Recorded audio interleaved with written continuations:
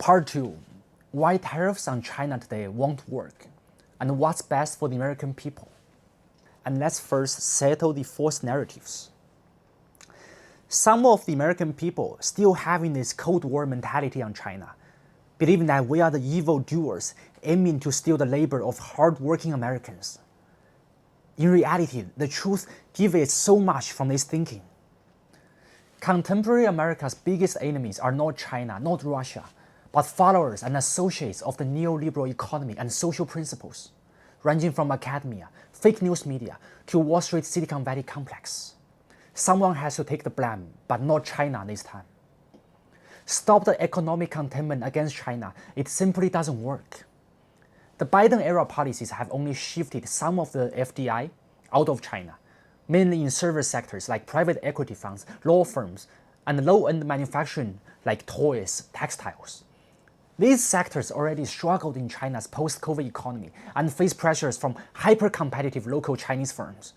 No matter how much they brag about it on their website, the so-called American professional service firms and even tax firms have already been outcompeted by their Chinese counterparts. And that's not because Chinese people are smarter than the American people. No, we are all equal. But it's because when Chinese firms were pulling the all-nighters, American ones, controlled by their globalist evil agents, are busy championing their DEI woke summits. In reality, despite Biden administration's containment strategy, China's total FDI actually hit a new high point in year 2025, with most of the investments in capital and tech-intensive industries producing high-value ad goods like precision instruments. Biden's front-shoring policy failed to address China's manufacturing strength, unparalleled infrastructure, land policies enabling factory construction, and a massive well-trained STEM workforce. The US allies lack such advantage, so don't even count on them to help compete with the Chinese. And Trump is smart to realize that. While China enjoys a huge trade surplus with the USA, its costs are often overlooked. Joining the WTO in 2001 required China to dismantle its own state-owned enterprises, which used to employ millions of people, shattering their livelihoods, while the US financial capital swallowed the profits from this so-called privatization process. China's trade practice, with high tariffs and market restrictions, actually targeted financial and service industries irrelevant to the American middle class and industrial workers. The trade practices were put into place to protect the Chinese consumers from the evil practice by the Wall Street, companies like credit card firms, insurance agencies, and banking giants. Meanwhile, China buys from the hard-working Americans, importing Boeing airplanes, liquefied natural gas, and agricultural goods. China's aging population also offers tremendous opportunities for the US pharmaceutical and medical device firms. There are quick solutions to the Sino-US trade imbalance. If the USA would just lift the restrictions on the high-tech exports, like aerospace, biotech, and AI, satellites, high-end medical devices, and AI chips, the trade deficits will be significantly reduced. The US should also repeal its Wolf Amendment, barring the US-China aerospace collaboration, and lift the export bans on advanced medical devices and chips, and end its restrictions on the research collaborations among Chinese and American universities. They are all top-notch institutions. Therefore, it is wrong to suggest that China adopts mercantile policy to deindustrialize America.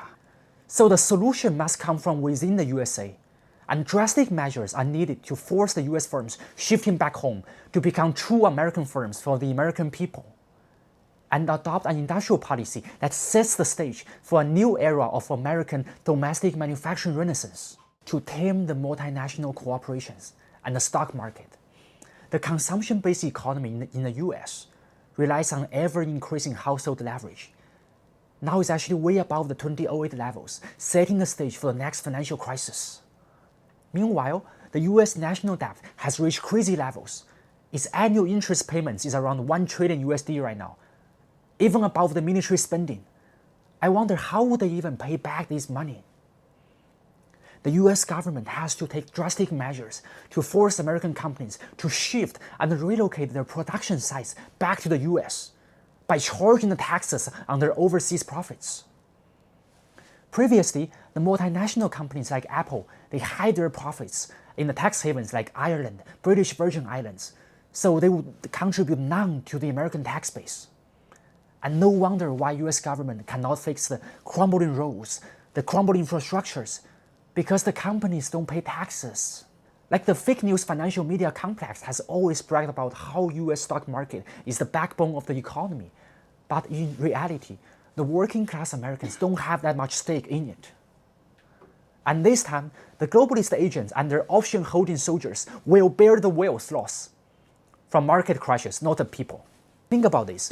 If the stock prices around the world could drop that much in a single day or in a single week, only because President Trump announced some of the policies, what does this even mean? It means these stock markets has no real value to start with. They are merely giant casinos with giant bubbles. And you could see the drop in the US stock prices drives money into treasury bonds, lowering the interest rates. That becomes a booster for the real economy. The manufacturing renaissance of the USA could also help China shift away from an economy that is overly dependent on the foreign trade, which suppresses the workers' wage and harms the natural environment.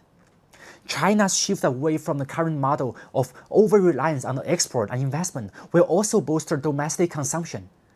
And increasing the consumption in China would also improve the well-being of the Chinese people.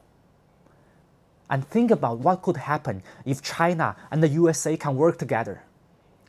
It means the combination of the world's most hardworking people, most innovative people, and together having breakthrough from R&D to the massive production. Issues from climate change to even the nuclear arms control can all be tackled decisively. Let's see the Elon Musk. The Tesla success in China should be a model for the future US-China economic cooperation. The Tesla mega factory in China is constructed with policy supports from the Chinese government, utilizing Chinese infrastructure, efficient labor, and US techniques to not only boost the manufacturing productivity, but also ensures the sales channels and market access for the great American products. In addition, China also suffers from neoliberal agendas.